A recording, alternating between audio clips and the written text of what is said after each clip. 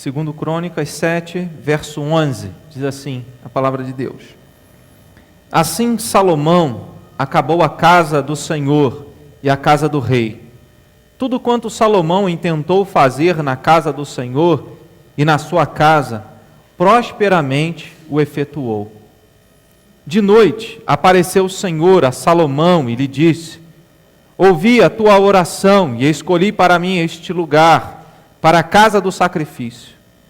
Se eu cerrar os céus, de modo que não haja chuva, ou se ordenar aos gafanhotos que consumam a terra, ou se enviar a peste entre o meu povo, se o meu povo, que se chama pelo meu nome, se humilhar e orar e me buscar e se converter dos seus maus caminhos, então eu ouvirei dos céus, perdoarei os seus pecados e sararei a sua terra.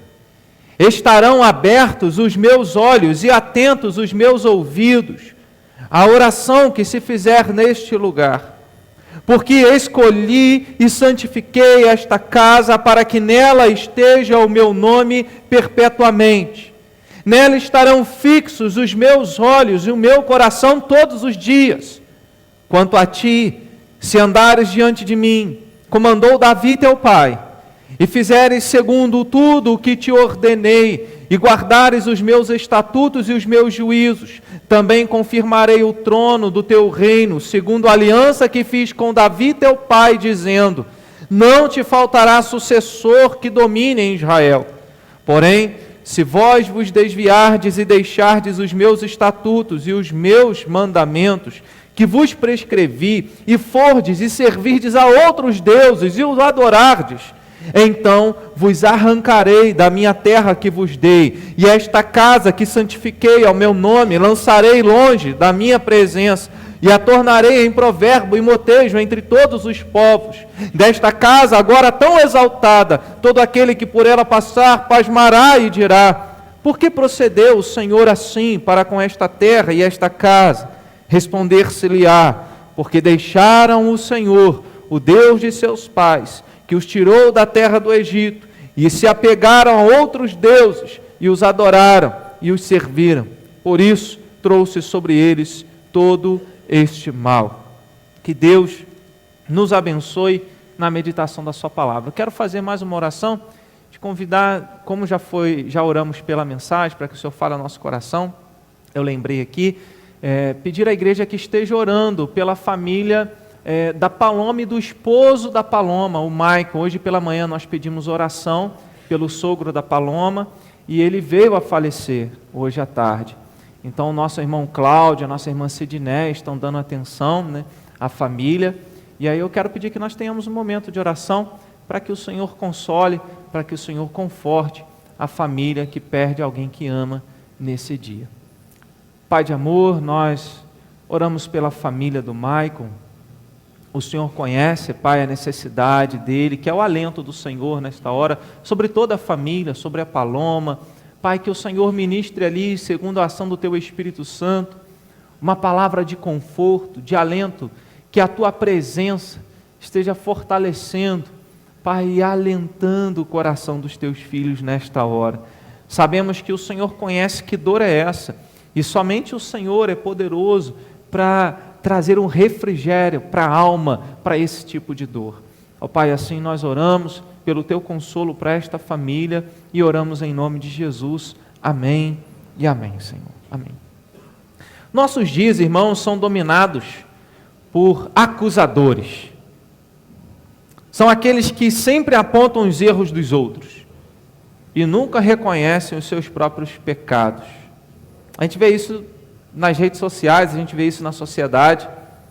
As pessoas estão sempre prontas a falar do Bolsonaro, a falar do Lula, e a temática é essa: se você não é Lula, é Bolsonaro; se você não é Bolsonaro, você é Lula. Você não pode escolher outra coisa, senão você é metralhado, né, através dos textos. E aí o nosso país ele vai sendo dividido, politizado, tudo vira sensacionalismo. Uma criança morreu, é triste, Mas aí aproveitam e fazem disso, ao invés de se compadecerem da família que perde uma criança, vão para a internet, vão para os telejornais e acusam todo mundo. Mas ninguém derrama uma lágrima pela criança. É estranho isso. Somos muito rápidos para acusar, muito lentos para reconhecer os nossos erros. E isso é desde sempre. Quando Deus olhou para Adão e falou: Adão, o que aconteceu? Adão não disse: Senhor, olha, eu falhei. Eu cedi à tentação e acabei comendo do fruto que o Senhor havia dito para não comer. Então, me perdoa, Deus. Adão não faz isso. Não é à toa que somos descendentes dele. Adão diz: Senhor, não, a mulher que o Senhor me deu. No fundo, a responsabilidade é tua, Deus. Porque o Senhor me deu uma mulher, e essa mulher errou, me tentou e fez com que eu pecasse. Mulher, o que você fez? Senhor, eu não fiz nada, foi a serpente que me enganou. E por aí vai, são muitos dedos apontados e pouco reconhecimento, e nós queremos que o nosso país se levante da miséria, que não é econômica, que não é política, é uma miséria de alma, é uma miséria moral. E eu penso que como igreja, diante dessa reflexão nessa noite, como igreja nós temos um papel extremamente importante. Porque nós como igreja não devemos ser, ainda que tenhamos uma voz profética, a igreja é uma voz profética no mundo. E quando eu digo voz profética, parênteses, eu quero fazer distinção, não é essas profecias que falam por aí, de revelação, de falar o que vai acontecer no futuro. Quando eu falo voz profética, é a igreja que aponta o pecado do mundo. É a igreja que diz: aqui está errado. Mas eu penso que a igreja tem aquele papel também, como os profetas no passado. Como Daniel, que era um homem que resolveu não se contaminar, um homem que resolveu andar com Deus, mas mesmo sendo alguém que nós olharíamos e diríamos, um santo homem de Deus, um homem guardado pelo Senhor, a ponto de quando lançado num buraco cheio de leões famintos, ele não foi morto, porque Deus havia enviado um anjo para fechar a boca dos leões. Mas Daniel, quando ora, ele diz assim: Senhor, a ti pertence a justiça, a misericórdia e a graça, mas a nós pertence o corar de vergonha, porque eu, os meus pais, o teu povo, temos pecado contra ti. Ele não diz: o teu povo tem estado longe do Senhor, ele diz: nós. Aquilo que acontece lá em cima, nas instâncias superiores do governo do nosso país, a gente precisa aprender a chorar e dizer: Senhor, é o meu pecado, é a minha falha. Ao invés de simplesmente dizer que nós estamos com a razão e falarmos: não, tinha que fazer isso, tinha que fazer aquilo. É igual o torcedor assistindo um jogo de futebol. São milhares de técnicos. O técnico mesmo que está lá não sabe o que precisa ser feito, mas todo mundo que está na arquibancada sabe o que é melhor. Mas ninguém está lá no campo jogando. Ninguém está lá no campo orientando os jogadores. A nossa vida é assim. E se a gente deixar, a gente vai nessa onda. Porque está todo mundo com o nervo à flor da pele. Está todo mundo sem tolerância.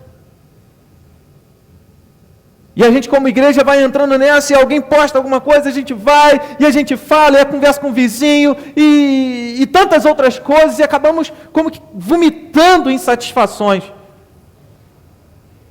Mas a gente tem parado para orar? A gente tem parado para clamar pela misericórdia de Deus para a nossa nação? Porque segundo o texto, só assim que Deus sara uma nação. Deus não diz: olha, se o rei que estiver presente, se ele fizer tal coisa, se ele administrar os recursos, se ele cobrar poucos impostos, então eu vou sarar a nação.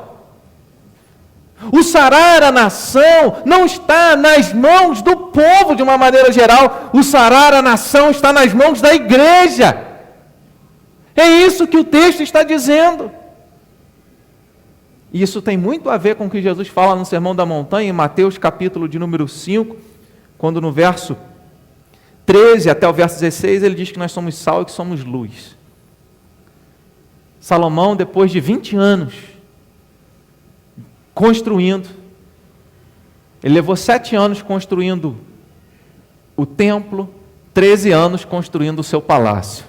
20 anos. Aí se você olha aí no capítulo 8, verso número 1, ao final de 20 anos, Salomão terminou a casa do Senhor. E aí se você lê outros textos, como no livro dos Reis, você vai encontrar a referência em que ele termina em 7 anos.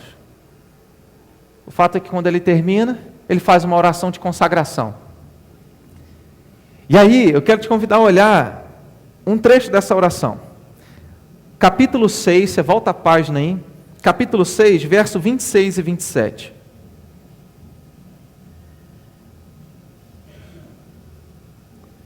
Capítulo 6, verso 26 e 27, Salomão diz assim na oração, está orando.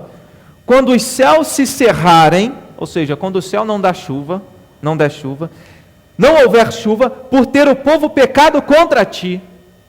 Salomão está prevendo, Senhor, quando parar de chover porque o teu povo pecar, e ele orar neste lugar e confessar o teu nome e se converter dos seus pecados, havendo tu o afligido, ele está admitindo na oração dele que Deus iria afligir o seu povo, o seu próprio povo, por causa dos pecados dele, por causa dos pecados do povo. E ele diz, se o povo orar e se confessar o teu nome, verso 27, ouve tu nos céus, perdoa o pecado dos teus servos e do teu povo de Israel, ensinando-lhes o bom caminho em que andem, e dá chuva na tua terra, que deste em herança ao teu povo. E aí você encontra a resposta de Deus no verso de número 13. Se eu cerrar os céus de modo que não haja chuva, ou verso 13 do capítulo 7, se eu cerrar os céus de modo que não haja chuva, ou se eu ordenar aos gafanhotos que consumam a terra, ou se enviar a peste entre o meu povo, Deus está dizendo, olha, eu vou fazer isso, se eu fizer isso, em virtude do pecado da nação. Salomão então está orando diante de Deus, e pedindo a Deus que quando o povo se voltar para aquela casa, para aquele templo, orar, confessando o seu pecado, buscando a Deus, Deus responde dos céus. Essa era a oração de Salomão. Perdoa o pecado do teu povo de Israel. Sara o teu povo. Deus então responde essa oração. Eu penso que em torno de 20 anos se passaram em que Deus fala especificamente com Salomão. A primeira vez quando ele assume o trono, Deus num sonho, numa visão, fala com ele, Salomão, o que você quer? Eu penso que se fosse hoje em dia, muitas pessoas iam dizer, Senhor, eu quero que o presidente morra. Senhor, eu quero que Lula fique preso à eternidade. Aí a gente faz os problemas da nossa vida apenas questões políticas. Senhor, eu quero um trabalho, eu quero ter recurso financeiro, um salário de juiz. É isso? Do Supremo, né? Tem que especificar a bênção para Deus, né? E a gente acha que a solução está nessas coisas. Mas o povo não é chamado a orar por isso, a clamar por isso. E Salomão, quando pede a Deus, ele pede, Deus, eu só quero sabedoria para conduzir o teu povo.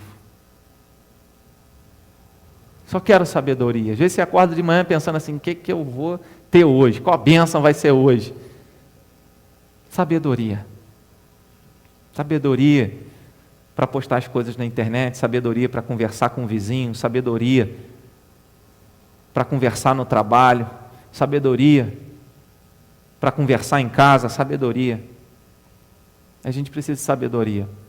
Salomão, então, recebe a resposta de Deus lá, 20 anos antes de construir o templo e a sua casa, o seu palácio. Ele sabe, olha, visto que você não pediu a morte dos seus inimigos, porque Deus sabe que se desse a oportunidade para muitos iam pedir a morte dos inimigos, e ele diz assim, bem que você não pediu a morte dos seus inimigos, você não pediu riquezas, eu vou te dar o que você me pediu, sabedoria, vou te dar riquezas e sabedoria de maneira que não vai ter igual você no mundo, nem antes de você, nem depois de você, mais rico e mais sábio.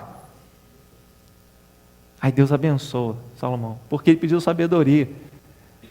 Aí pode ser alguém que fala assim, Senhor, me dá sabedoria, esperando encher o bolso, né? Mas isso não acontece assim, Deus vê o coração, né? Senhor, eu quero só sabedoria para exercer os meus dons espirituais. Você está pedindo isso, querendo que Deus te dê ali algum recurso financeiro. Não é assim que funciona.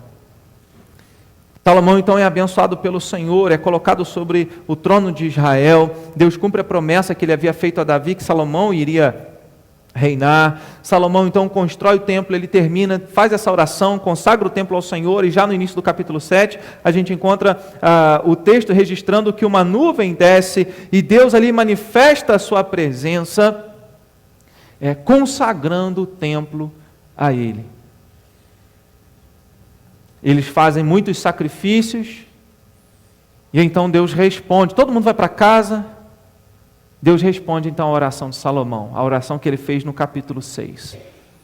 No capítulo 7, verso 11 ao 22, é uma resposta à oração que Salomão faz no capítulo 6. E essa resposta que Deus faz, ele diz assim, olha, eu vou socorrer o meu povo. Eu vou cuidar do meu povo. Se o meu povo orar, eu vou sarar, eu vou perdoar, eu vou ouvir, eu vou cuidar. Então a gente encontra, depois de 20 anos, Salomão faz uma outra oração e Deus traz uma resposta específica para ele. Porque a primeira foi aquela quando ele pediu sabedoria e Deus deu. E a segunda foi esse momento, onde ele consagra e ele diz, se você ler depois em casa a oração dele, no capítulo 6, ele diz, olha, nem os céus dos céus poderiam conter a tua presença, quanto mais essa casa simples que eu edifiquei. Porque a presença de Deus não está limitada a um lugar. O tempo passa, Salomão se desvia, começa a adorar outros deuses, influenciado pelas suas esposas, que eram de outras religiões, de outros povos. O reino se divide.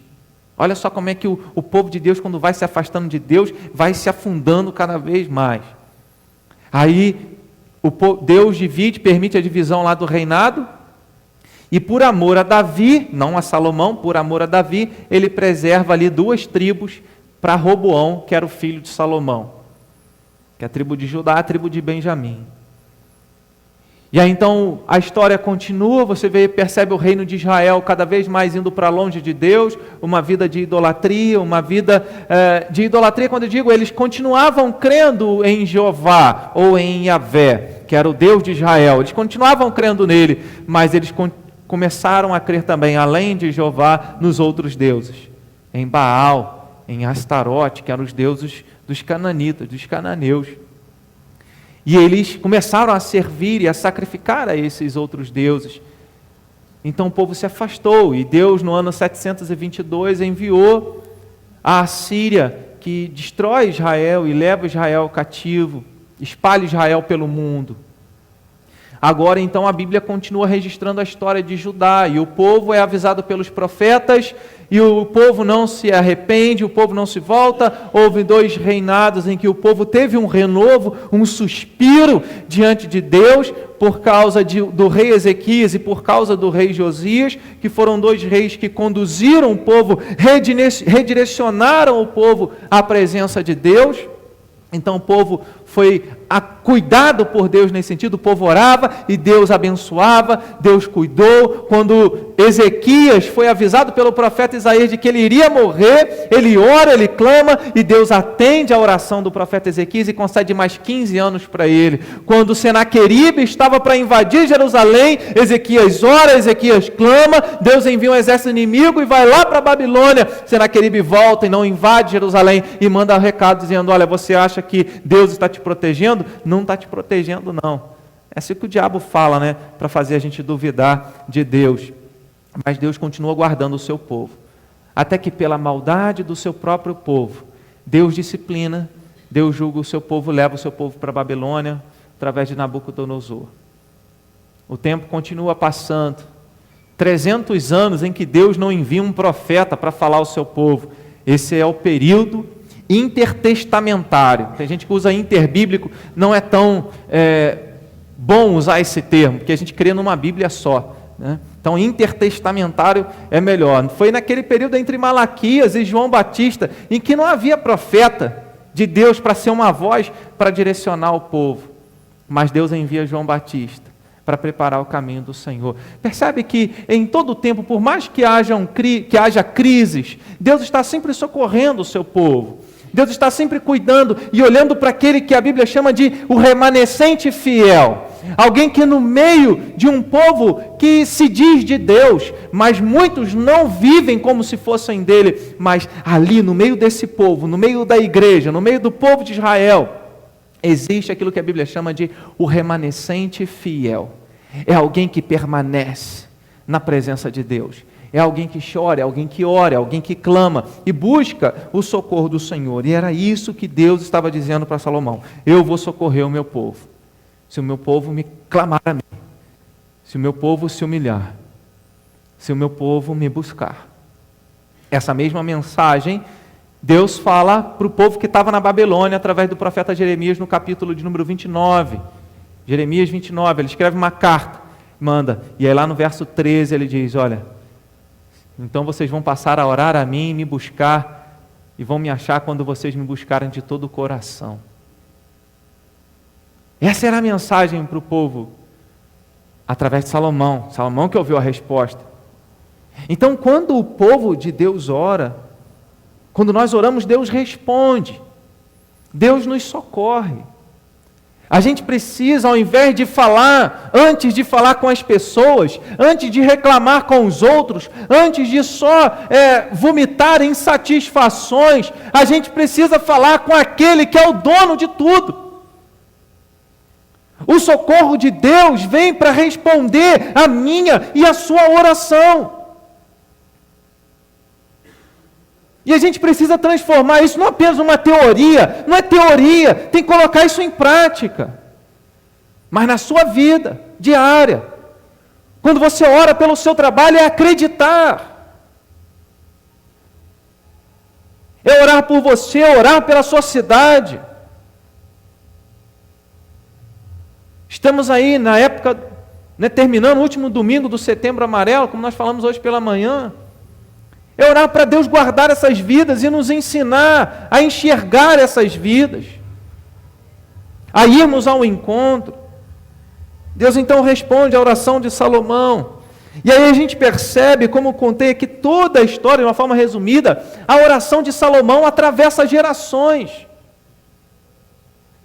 Salomão fez aquela oração num dia, mas Deus, ele vai respondendo a oração de Salomão no decorrer da história. Se você observar o verso 36 ao 39 do capítulo 6, ele vai dizer isso, e Salomão parece que está prevendo o cativeiro, e ele diz: olha, quando pecarem contra ti, pois não há homem que não peque, e tu te indignares contra eles e os entregares às mãos do inimigo, a fim de que os leve cativos a uma terra longe ou perto esteja, e na terra onde forem levados, caírem em si, se converterem, e na terra do seu cativeiro te suplicarem, dizendo: pecamos e perversamente procedemos e cometemos iniquidade, e se converterem a ti de todo o seu coração e de toda a sua alma, na terra do seu cativeiro, para onde foram levados cativos, e orarem voltados para a sua terra, que deste a seus pais, para esta cidade que escolheste, para a casa que edifiquei o teu nome, ouve tu dos céus, do lugar da tua habitação,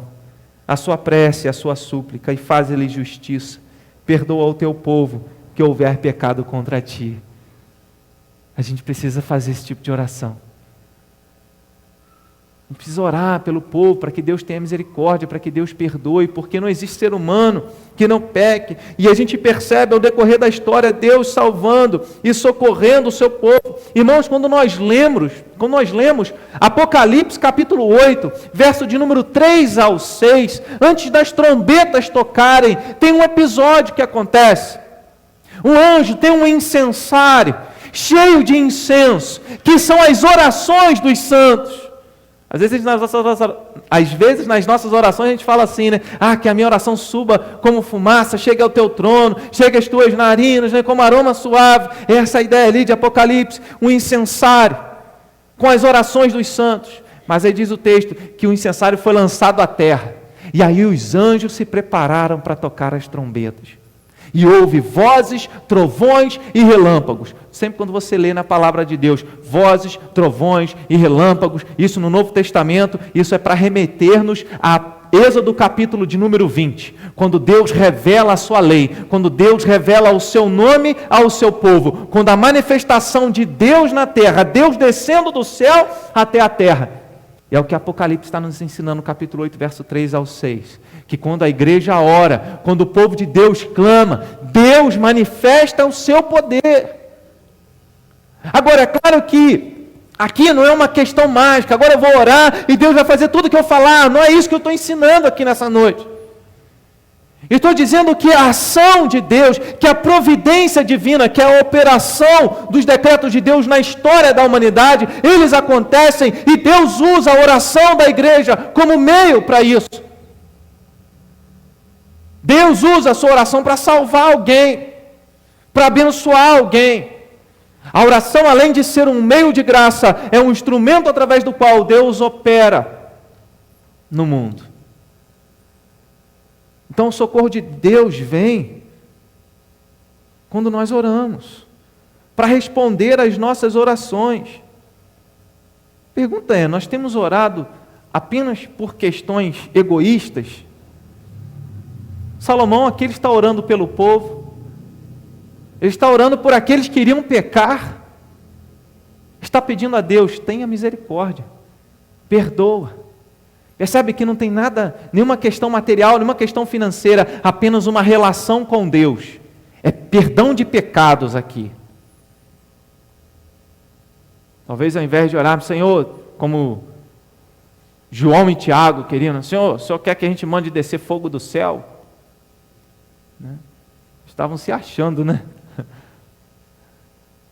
Talvez até alguns crentes hoje gostariam de fazer isso. Né? Que a gente faça descer fogo do céu. Mas Jesus fala com eles, vocês não sabem de que espírito sois, a quem vocês pertencem. A oração é para que as pessoas sejam alcançadas, para que a graça de Deus se manifeste na vida das pessoas. Então o socorro de Deus vem para responder a nossa oração. A gente precisa orar mais. O socorro de Deus vem para perdoar os nossos pecados. O verso de número 14, que por enquanto é a minha ênfase, na parte B, ele diz, eu ouvirei dos céus. Então, Deus ouve quando a igreja ora. A resposta de Deus, o socorro de Deus em resposta à oração da igreja. Segundo, perdoarei os seus pecados. O socorro de Deus vem para perdoar os nossos pecados. Deus não socorre, ainda que Ele possa fazer isso, Ele não socorre simplesmente curando uma enfermidade.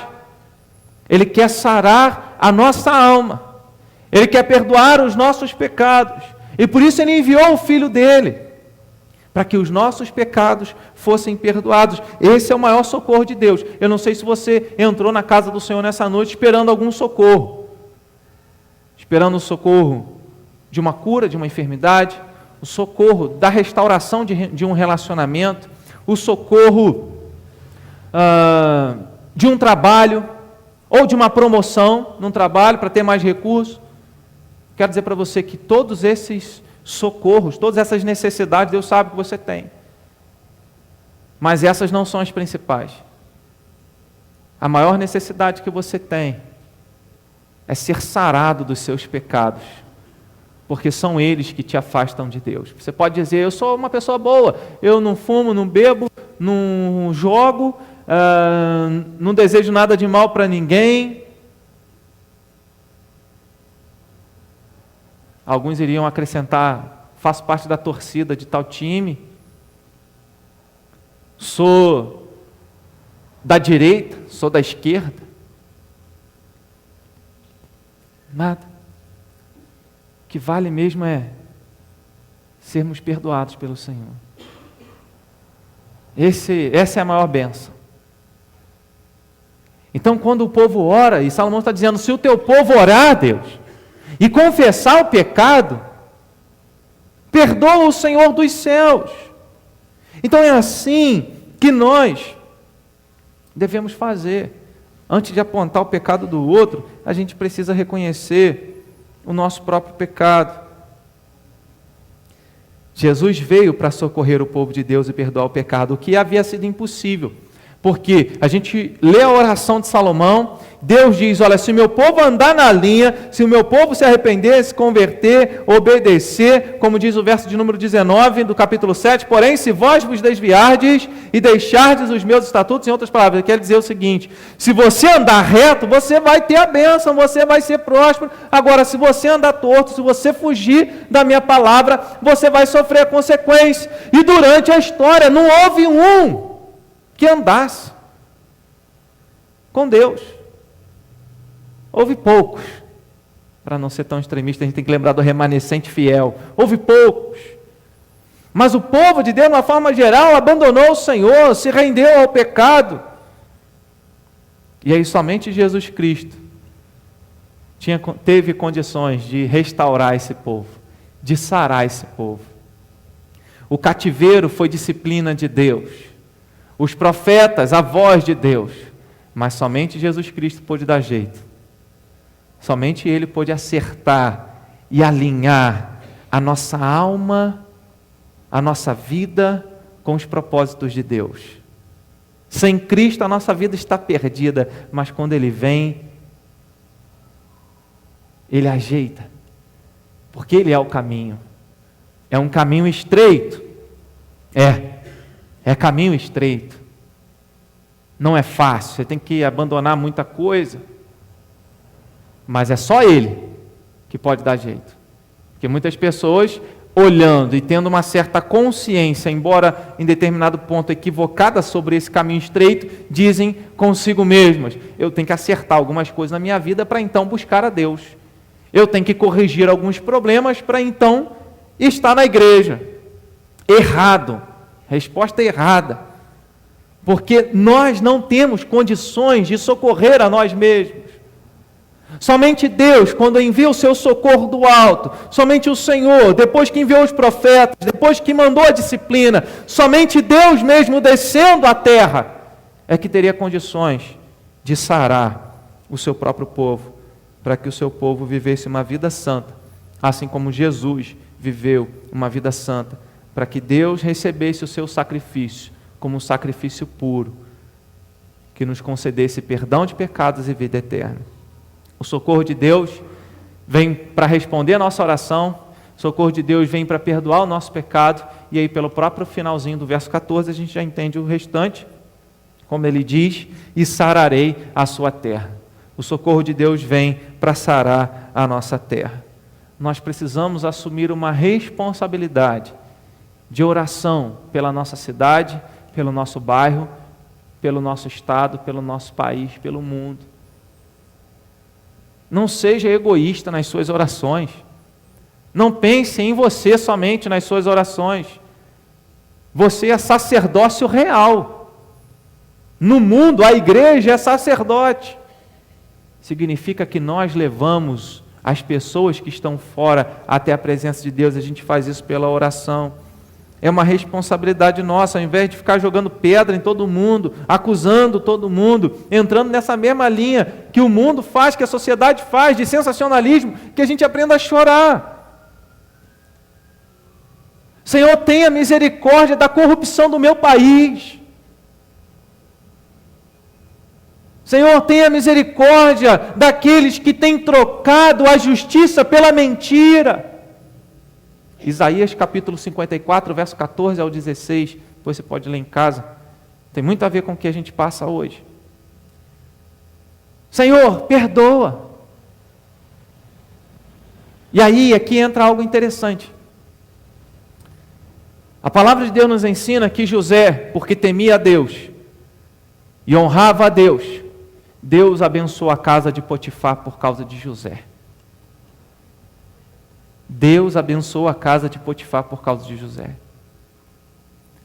Quando o profeta Jeremias, lá no capítulo 29, diz, olha, orai pela paz da terra onde eu enviei vocês, porque na paz desta terra vocês terão paz. Deus abençoaria a Babilônia. Estranho isso. Mesmo com todos os erros, por causa do povo dele. Orai pela paz da terra onde eu enviei vocês. O salmista também ensina, orai pela paz de Jerusalém, que é a paz da igreja, ou a cidade onde a gente vive. E Deus abençoa.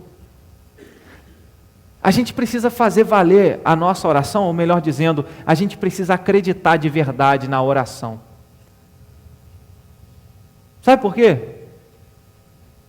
Porque a gente espera solução política, a gente espera solução econômica, a gente espera mudança de comportamento, mas a gente não ora por isso. A gente não chora e confessa esses pecados de corrupção, de imoralidade diante de Deus. A gente espera que alguém se levante, a gente espera 4 anos para trocar o governo, a gente espera que alguém se levante, faça alguma coisa, e no final das contas, a gente entra no meio, no pacote da sociedade de uma forma geral, e a gente só fica como aquele espectador que está falando, como a torcida, né, no campo de futebol, xinga o juiz, xinga o jogador, fala isso, faz aquilo, mas não tem participação nenhuma no jogo. E a oração é um instrumento que Deus nos dá para sermos relevantes no nosso lugar. Eu não sei se você tem acesso, deve ter acesso, acho que está na internet isso. Não é possível que isso só tenha sido feito um DVD, chamado Transformação. Um movimento de avivamento em várias igrejas, de uma forma específica na América Central. Quando o povo de Deus, independente de denominação, o povo começou a reunir e a orar. E começaram a clamar o agir de Deus, o avivamento de Deus, para que Deus tirasse a maldade, a marginalidade, a violência, as drogas.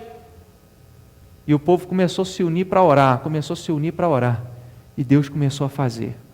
Procura na internet, transformação. Testemunho, pessoas que experimentaram. Não está lá na época lá dos evangelistas, dos apóstolos, dos pais apostólicos, ou pais da igreja. Não está lá no século 17, século 18. Está mais perto. Quando a igreja ora, Deus opera. Mas a gente precisa orar, Senhor, sara a minha vida em primeiro lugar. Sara o meu coração, a minha mente. Sara a minha cidade, o meu estado. Você pode até lutar e você tem que cumprir o seu papel como cidadão, votar, estar atento ao que está acontecendo no país, manifestar uma opinião cristã a respeito das situações que estão acontecendo, mas antes de tudo você precisa orar. Você precisa pedir o socorro de Deus para o Brasil, para Friburgo, para aquelas pessoas que estão aí mergulhadas na depressão, estão tirando a própria vida. Quarto lugar, o socorro de Deus não nos isenta da disciplina. Ele vem como resposta à oração, ele vem para sarar nossa terra e perdoar os nossos pecados, mas ele não nos isenta da disciplina. Se a gente faz errado, Deus corrige, porque ele corrige a quem ele ama. O verso de número 13, ele diz, se eu cerrar os céus de modo que não haja chuva, ou se ordenar aos gafanhotos que consumam a terra, ou seja, Deus não ia mandar chuva para que a semente brotasse, germinasse, se brotasse alguma coisa, os gafanhotos iam comer tudo, e se o povo ainda tivesse alguma saúde, Deus ia mandar a doença. Tem ideia disso? Vez por outra a gente ouve falar de epidemias, né? situações. A história da humanidade está nas mãos de Deus. É claro que eu não serei cruel, e a gente não deve ser cruel a ponto de, como os amigos de Jó, você está passando por isso, você está com um pecado oculto, você precisa acertar aí alguma coisa. A gente não tem que colocar um peso maior nos ombros dos outros. Mas a gente precisa reconhecer que muitas lutas e provações que vêm sobre o país, sobre a nossa vida, sobre a nossa família, sobre a nossa cidade, sobre o nosso estado, sobre o nosso país, são ações providenciais de Deus para disciplinar, para corrigir. Tudo que a gente precisa para conhecer Jesus e a nossa salvação já foi escrito. Mas isso não significa que Deus parou de escrever. Ou melhor dizendo, que Ele já não tenha escrito. A história já é escrita por Ele. Então, Hebreus 12 diz que Deus disciplina quem ama. Então, você não deve rejeitar a disciplina. O que eu estou querendo dizer com isso? Que mesmo quando você passa por uma luta, isso não significa que Deus te abandonou. Pode ser esse o socorro que Ele esteja enviando para você. Porque através da luta, através da disciplina, Ele quebranta a gente. Ele nos quebra e Ele nos faz de novo. Eu quero ser, Senhor amado, como um vaso nas mãos do oleiro. Quebra minha vida, quebra. Mas muita gente pede, Senhor, coloca uma pérola, um diamante no meu vaso, coloca ouro, reveste de ouro. Mas a canção diz, quebra minha vida e faze-a de novo. Eu quero ser um vaso novo. A gente precisa fazer isso mais vezes. É quebrar. E não dá mais, a gente quer que o vaso fique cheio de riqueza, de tantas coisas, quando na verdade tem que pedir a Deus, quebra e faz de novo. Então o socorro de Deus não isenta a gente da disciplina. Agora eu não tenho que ter a preocupação se é disciplina que vem de Deus, se é aprovação que vem de Deus, se é tentação que vem do diabo. Se é o inimigo que está me perseguindo, ou se é Deus que enviou uma aprovação para mim. Todas essas situações a gente resolve da mesma maneira. É oração, é quebrantamento, é clamor a Deus, é sujeição à sua vontade, obediência à sua palavra. Isso vem de Deus ou vem do diabo? Resolve do mesmo jeito, é oração. Se humilha diante de Deus, ora, clama, pede socorro e perdão de pecados. Se submeta à disciplina do Senhor, porque Ele corrige a quem Ele ama. Em quinto lugar, o socorro de Deus não nos isenta da nossa responsabilidade, tanto no aspecto geral quanto no aspecto particular. O que eu quero dizer com isso? Havia uma responsabilidade para o povo de Israel, esse é o aspecto geral, e havia uma responsabilidade para Salomão. Se você ver o verso de número 17, depois que Deus diz, olha, se o meu povo, aí no verso 17 ele vai dizer, quanto a ti, Salomão. Então existe uma responsabilidade que é geral, que a gente fala para a igreja, que a gente trata para o povo de Deus, mas existe uma responsabilidade que é sua. Então se você andar com Deus, se você obedecer a palavra dEle, se você clamar ao Senhor, se você se arrepender dos seus pecados, então Deus te ouve. Isso, claro, que sempre por meio de Jesus Cristo. Não tem como chegar diante de Deus, nem mesmo falar com Ele, a não ser que seja em nome de Jesus. Só por Ele. Ele é o mediador. E Jesus diz, né, tudo que vocês pedirem ao Pai em meu nome, Ele vai fazer. Então Deus estava dizendo, verso 17 ao verso de número 20, Ele está alertando Salomão, quanto a ti, se você andar diante de mim, como andou Davi teu pai, você fizer tudo o que eu te ordenei, guardar a minha palavra, eu vou confirmar o trono do teu reino, como eu prometi a Davi, seu pai, segundo a aliança que eu fiz com ele, não vai te faltar sucessor no trono.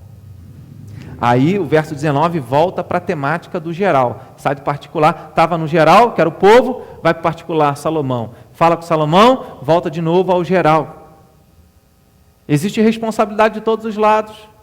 Porque às vezes a gente aponta, a gente fala, mas fácil falar do outro, né? Responsabilidade da igreja, responsabilidade da liderança, responsabilidade disso. É o povo que tem que fazer, é o povo que tem que orar. A igreja que tem que fazer, a igreja não faz. A igreja...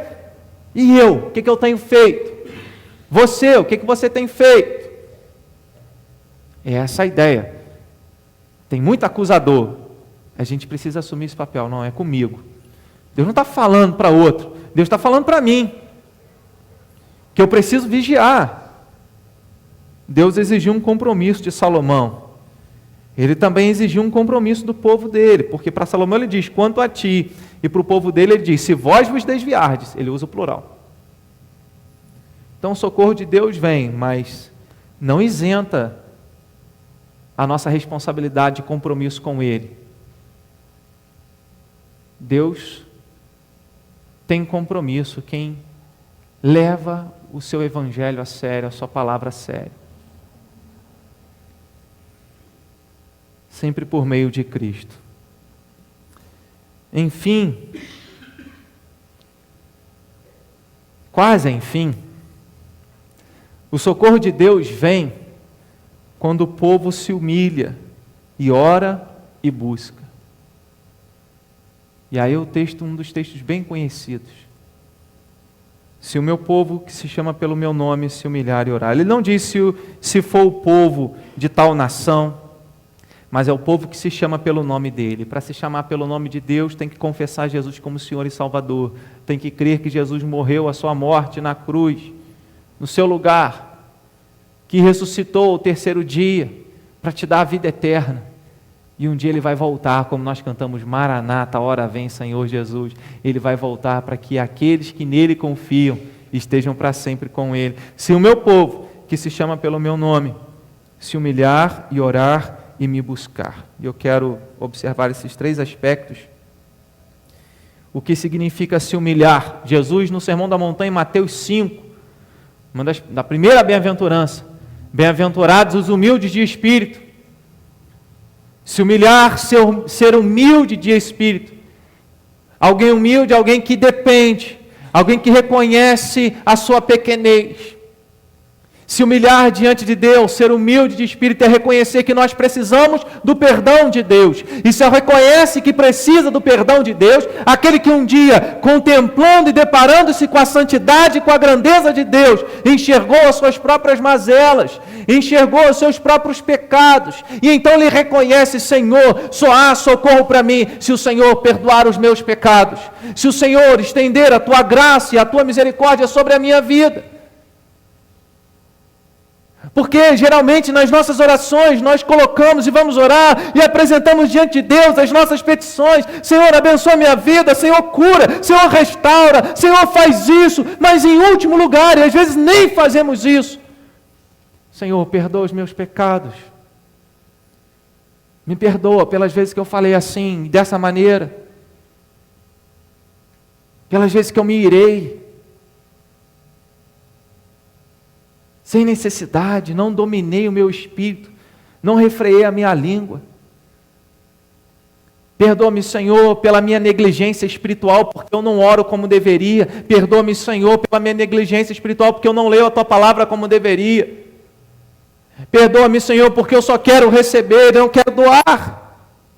Não estou falando de dinheiro, estou falando de vida, estou falando de testemunho, estou falando de vida cristã.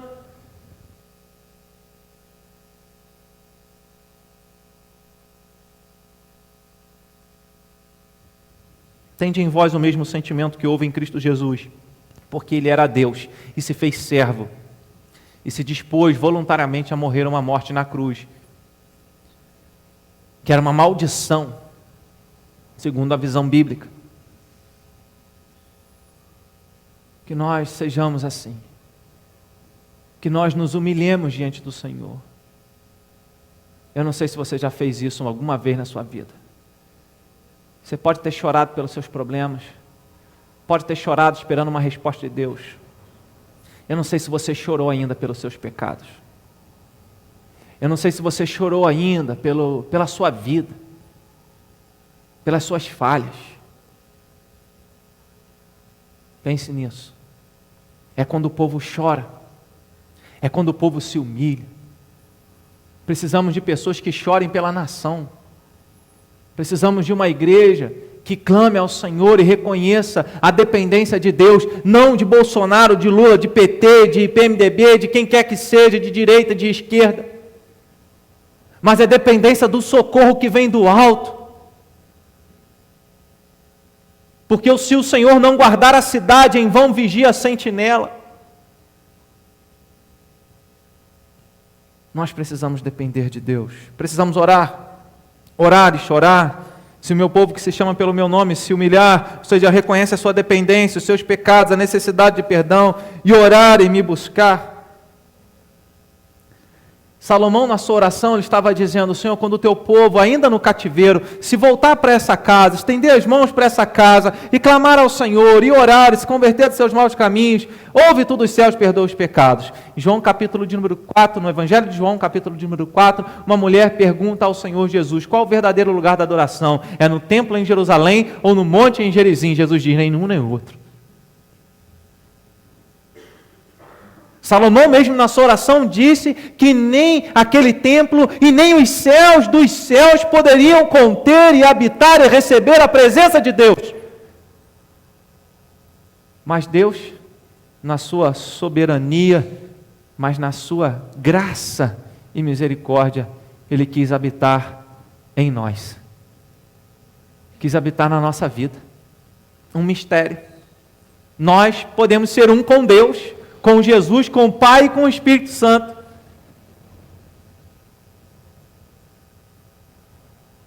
Podemos ser um com Ele. E essa relação de orar e buscar, ela acontece quando nós assim o fazemos, reconhecendo que só o Senhor e só nele nós temos o que nós precisamos. Aí eu quero voltar a Jeremias, porque está dentro do contexto de cativeiro. Jeremias, no capítulo 29, verso 11, ele diz: eu sei que tenho pensamentos a vosso respeito, pensamento de paz e não de mal.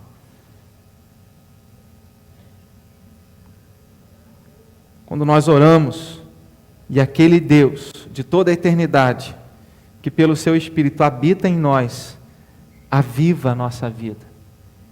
E aí nós lemos nas páginas do Novo Testamento, o apóstolo Paulo dizendo: enchei-vos do Espírito. Isso que é orar e buscar a Deus, irmão. Quero plenitude do Espírito Santo de Deus. Não quero um encontro. Não quero um cabelo do braço arrepiado. Não quero uma lágrima apenas. Não quero um dia de choro. Eu quero fervor espiritual. Eu quero compromisso com a palavra de Deus. E eu sei que isso vem quando eu oro. Quando nós lemos o livro Heróis da Fé de Orlando Boyer, que fala dos grandes avivalistas, servos de Deus que passavam horas orando. E a estatística diz, para vergonha minha, para vergonha nossa, que os pastores, vou nem falar dos outros, dos irmãos, que os pastores, no máximo 15 minutos de oração por dia. Eu penso que Deus não tem feito mais, e glórias ao nome do Senhor, porque nós temos sido testemunhos de uma grande obra que Deus tem realizado no nosso meio. Deus tem acrescentado dia a dia o que Ele deseja salvar. Deus tem transformado vidas, alcançado famílias, glórias ao nome do Senhor por isso. Mas eu creio que se nós orarmos, se nós clamarmos e pedirmos ao Senhor: Senhor, aviva-nos. Encha o meu coração da Tua presença, do Teu Espírito Santo. Eu não quero prosperidade, eu não quero bênção material, não quero sucesso humano. Eu quero sucesso espiritual. Alguém tem um pedido de oração? Células, né? Célula de oração. Alguém tem algum pedido de oração? Eu quero pedir a bênção para isso, quero pedir que Deus abençoe isso, quero pedir... Quem aqui pediu para que Deus abençoasse a vida espiritual, para que Deus desse fervor espiritual, para que Deus desse avivamento? Quarta-feira, 7 horas da manhã, continua sendo a reunião menos frequentada da igreja. Mas glórias a Deus pelos irmãos que participam dessa reunião. Oração. Buscar a Deus. por quem Ele é, para ter relacionamento com Ele, e não para que Ele te abençoe, porque aí é lista de supermercado, não é relacionamento, oração e buscar, por isso eu coloquei junto, orar e buscar, e Deus faz assim também, Ele escreve assim, e orar e me buscar, porque orar é buscar, é relacionamento, não é apresentação de lista de pedidos. Às vezes simplesmente ficar parado e dizer, Senhor, eu estou aqui. Estou aqui. E aí você ora. E aí Romanos 8 diz que o Espírito Santo intercede por nós com gemidos inexprimíveis, porque a gente não sabe orar como convém. Então vocês vão me buscar e vocês vão me achar quando vocês me buscarem de todo o coração. Fico pensando o que é buscar Deus de todo o coração.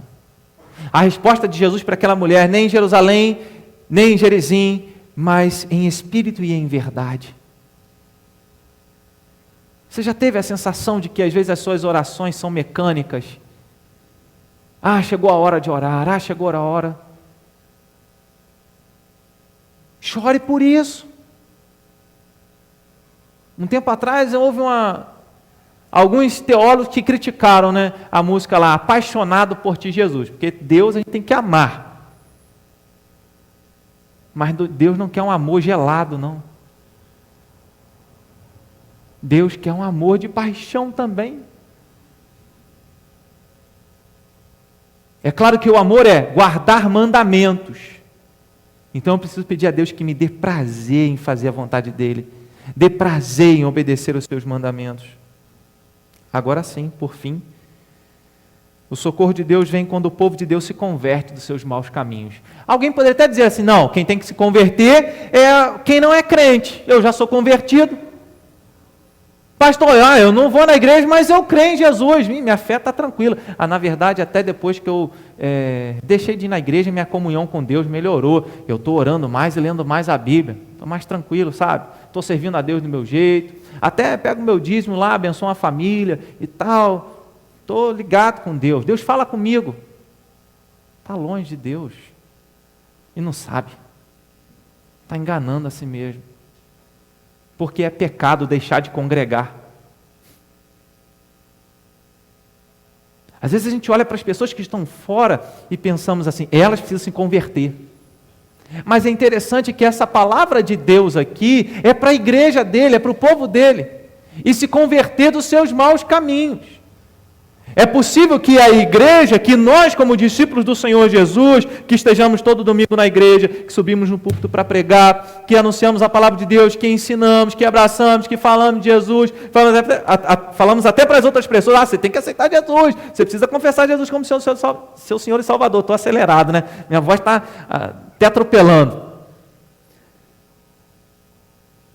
E aí a gente espera que o outro aceite. E a gente continua com os nossos pecados de estimação, continua fazendo a mesma coisa, sem sentirmos qualquer incômodo e chorar por isso.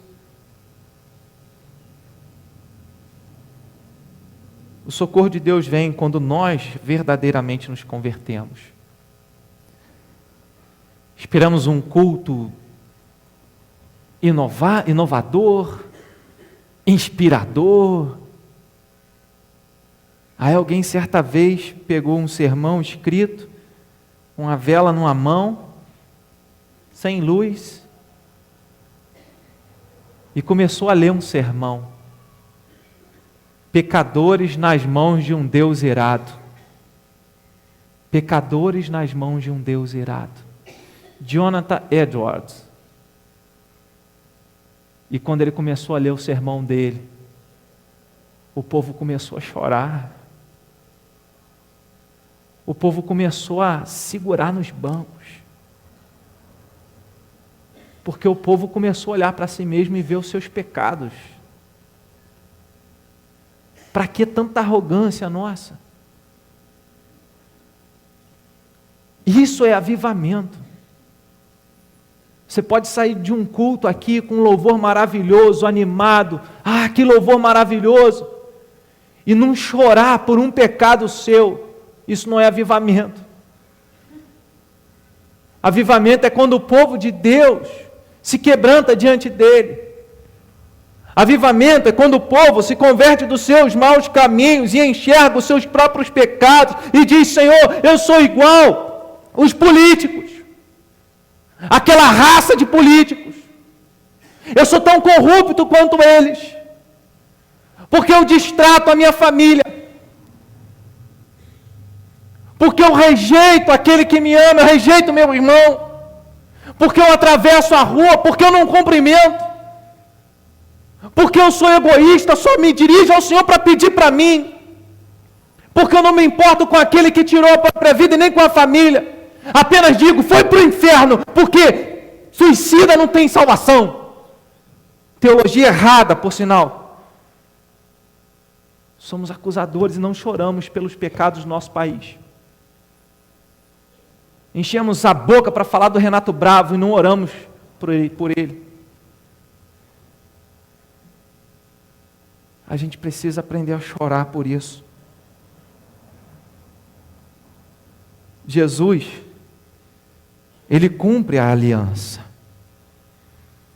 Porque o verso 18, Deus faz uma promessa: olha, se você andar certo, Salomão, a aliança que eu fiz com teu pai vai estar de pé sempre. Eu e você, a gente não dá conta. Porque eu prego esse sermão hoje, a gente precisa dominar, tratar bem, se converter do mau caminho, e amanhã eu já estou pecando dentro de casa mesmo, hoje mesmo, falhando. Não dá para a gente, não dá para você. Não é você que vai resolver esse problema, mas é quando você confia no que Jesus fez. É quando você acredita que Jesus deu a vida dele justamente porque a gente não dá conta. E aí você clama para que Deus te fortaleça em Cristo, porque é Ele que te capacita, é Ele que envia o Espírito Santo. Foi Ele que foi fiel em tudo à palavra do Senhor. E é nele que Deus nos socorre. Somente por meio de Jesus podemos experimentar esse verdadeiro avivamento, irmãos, que pode começar aqui, que pode começar em você. Inflamar essa igreja. E aí, inflamando essa igreja, inflama o bairro, inflama a cidade. Sabe, eu continuo falando, eu já falei isso outras vezes, não se trata de quantos lugares nós temos vazios aqui, não se trata de ter uma igreja cheia, uma igreja vazia, se trata da gente cumprir a missão, se trata de nós sermos uma nação, um povo santo, um povo que é sacerdote, um povo que ora, que intercede, que clama, que pede avivamento, ou seja, pessoas que estão mortas nos seus pecados, para que Deus lhes dê vida. Ser acusador não vai resolver problema algum. Se você acusa alguém dentro da sua casa, se você acusa o seu irmão na fé, se você acusa o presidente, o Supremo Tribunal, se você não vai resolver, você pode até manifestar isso, mas não vai resolver. O incensário é lançado à terra e as trombetas tocam. Quando a igreja ora, quando a igreja se quebranta, Deus pode sarar a terra. Que nós lembremos disso. É algo que você já ouviu, não é a primeira vez que você escutou isso. Mas talvez tenha muito tempo que você não faça o que o texto diga.